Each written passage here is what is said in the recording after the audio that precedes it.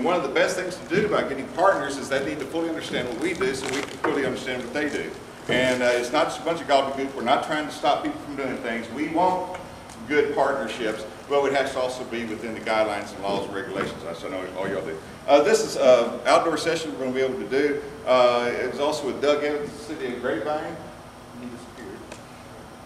Oh, there they are behind me. All right, good. There's Doug Evans and Gilbert. They're smarter than I am. Our partners. I didn't see y'all sneak up there. And we're going to, usually we do this on the vessel.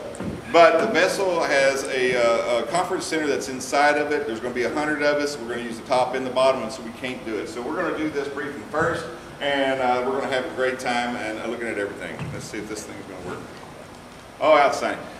This is the Fort Worth District, and in Fort Worth District we have 25 lakes. You see I'm positioned there with the Corps of Engineers flags, 340 recreation areas, 685 acres, 685,000 acres, 397,000 acres of water.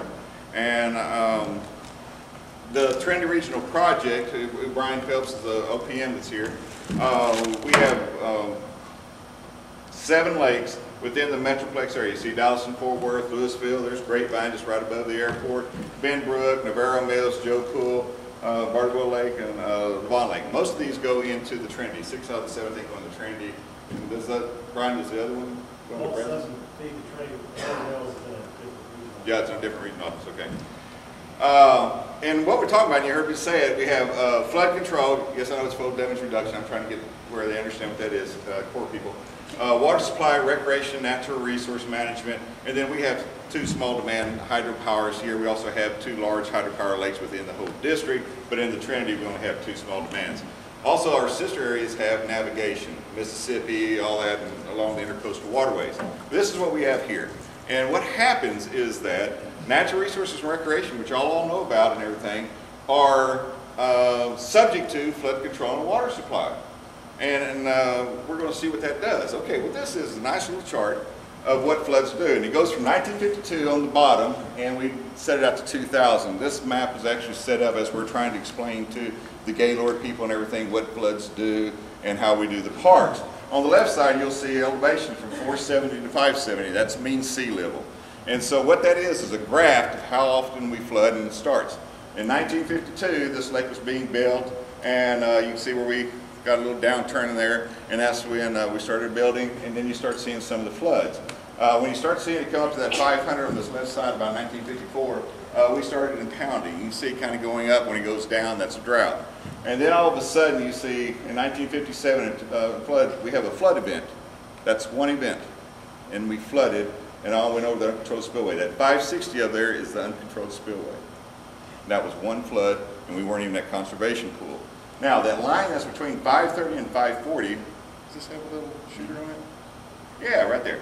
That line right there is called the conservation pool. And the conservation pool is what we determine is anything above that line up here. Oh, come on. There it is.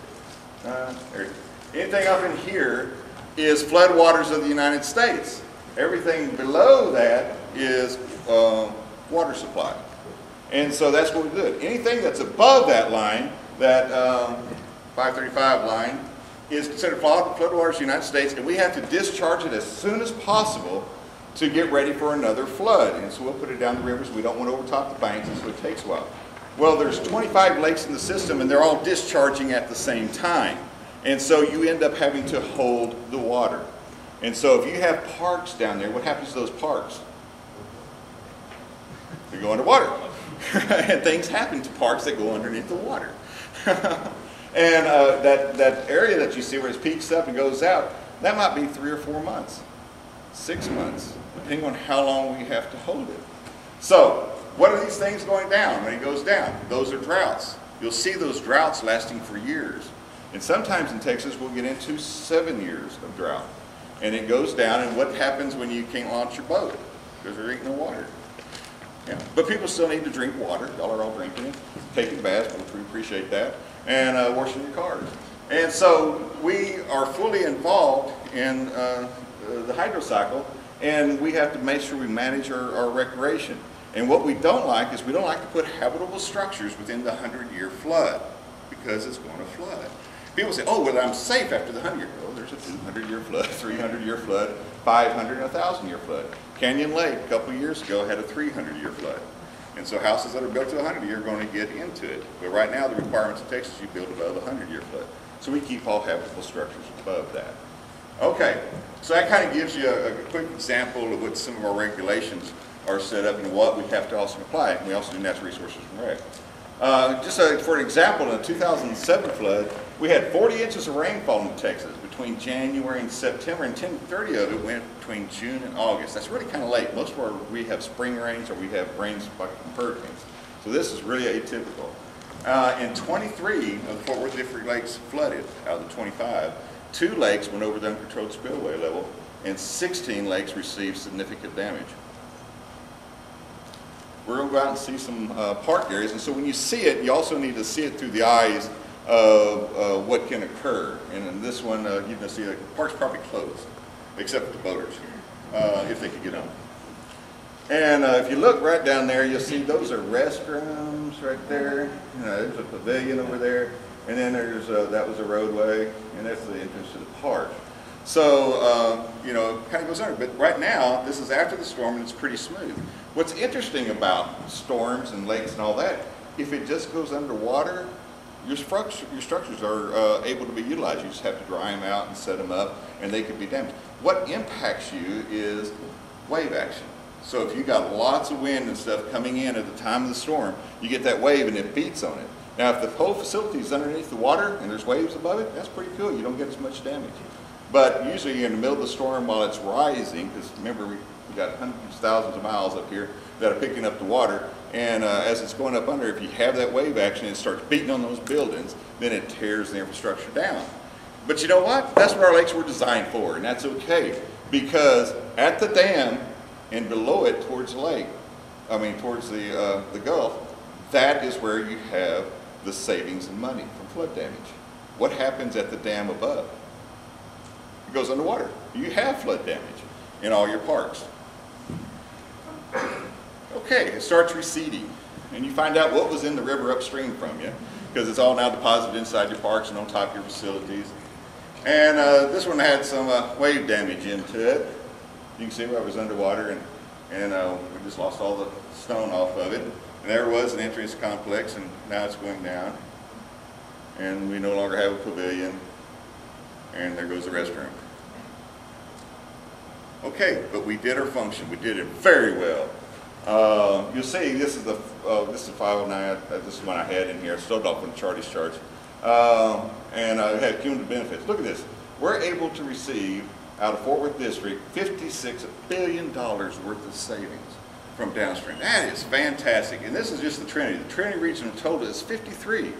These 7 lakes up here have 95% of the savings in the Fort Worth District, because Dallas is here in Fort Worth, and that's what we're protecting. There's a high value loss. If you start kind of, doing farmlands, you still have as much loss damage.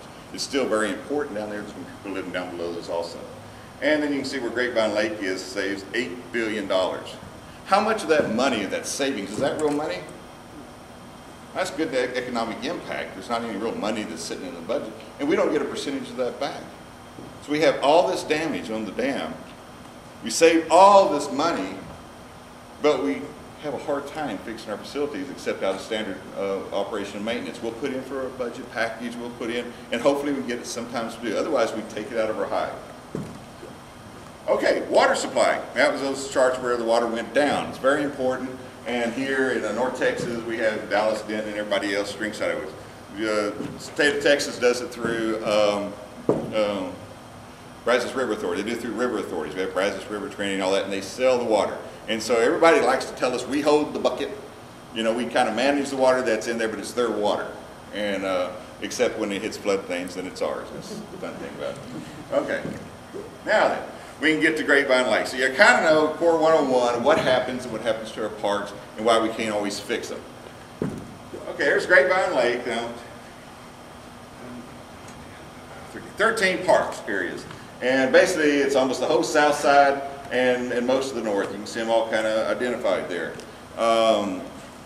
And basically we had funding issues. As like everybody else, a lot of times you have budgets that are limited to no growth past 15 years. We used to have some fee authority that we could retain it back in the 80s, but that went away, and so we have no fee authority. So any dollar we collect on federal property that we operate, it goes off to Treasury, which is great, but it doesn't do anything about us actually fixing anything in our areas. We have changing requirements. The law never changes. We have environmental rules and regulations that increase, safety changes. We have erosion from all that stuff, tearing away where we used to have parks, and now all of a sudden all we have is a road. Now we have to remove the road and put it on the other side of the remaining facilities. And we have no money to come into it. So we end up with a lot of big unfunded backlog maintenance in it. Now, these environmental rules and regulations are okay, they really do, but they cost you things. We used to be able to do what's called gray water. Gray water had no meters, wasn't septic, and people could run down the water. Well, all of a sudden the laws changed, and now you have to combine it. So we had septic systems that were designed to only hold septic water, and now we're putting all water into it. It blows our septic systems. And so we're having to reduce how much we use, and we have to double it up. We have 50 amp requirements instead of 30s. Everybody buys these pigtails and they hook into our 30 and our 20, and basically they burn up all of our systems because we can't upgrade them.